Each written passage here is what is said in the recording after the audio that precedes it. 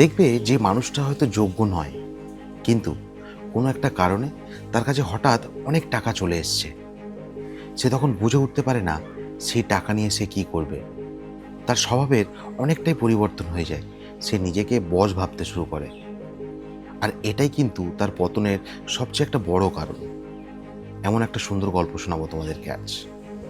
একটা ইঁদুর খাবারের সন্ধানে একদিন রাজমহলে প্রবেশ করে।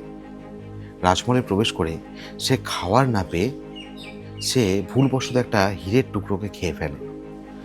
এদিকে রাজসভায় হিরে চুরি হয়ে যাওয়ার জন্য হুলুস তুলুস কাণ্ড।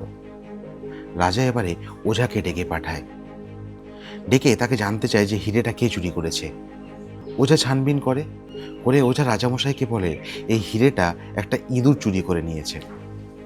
এবারে রাজামশাই তার সেনাপতিদেরকে বলে যে ওই ইঁদুরকে ধরে আনতে পারবে তাকে আমি বড় অঙ্কের একটা উপহার দেব।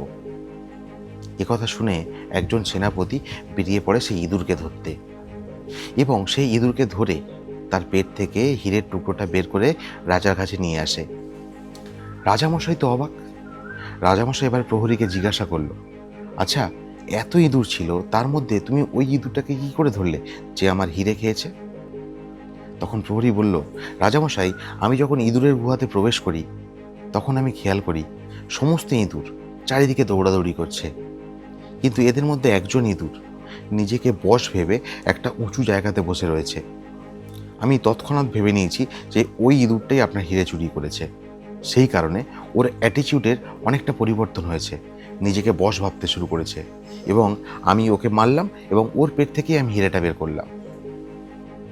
আমাদের বাস্তব জীবনের গল্পটা কিছুটা এরকমই। হঠাৎ করে যার কাছে টাকা এসে গেছে দেখবে সে নিজেকে কিন্তু বশ ভাবতে শুরু করে। যাই হোক, গল্পটা এখানে শেষ করলাম। গল্পটা কেমন লাগলো অবশ্যই কিন্তু কমেন্টে জানাতে ভুলো না। ভালো লাগলে একটা লাইক, একটা কমেন্ট করো, কারণ তোমাদের একটা লাইক আর একটা কমেন্ট এই ভিডিওটাকে অনেক নতুন মানুষকে ছড়াতে সাহায্য করবে। Bye bye. সবাই ভালো থেকো, সুস্থ থেকো, সবাইকে ভালো রেখো।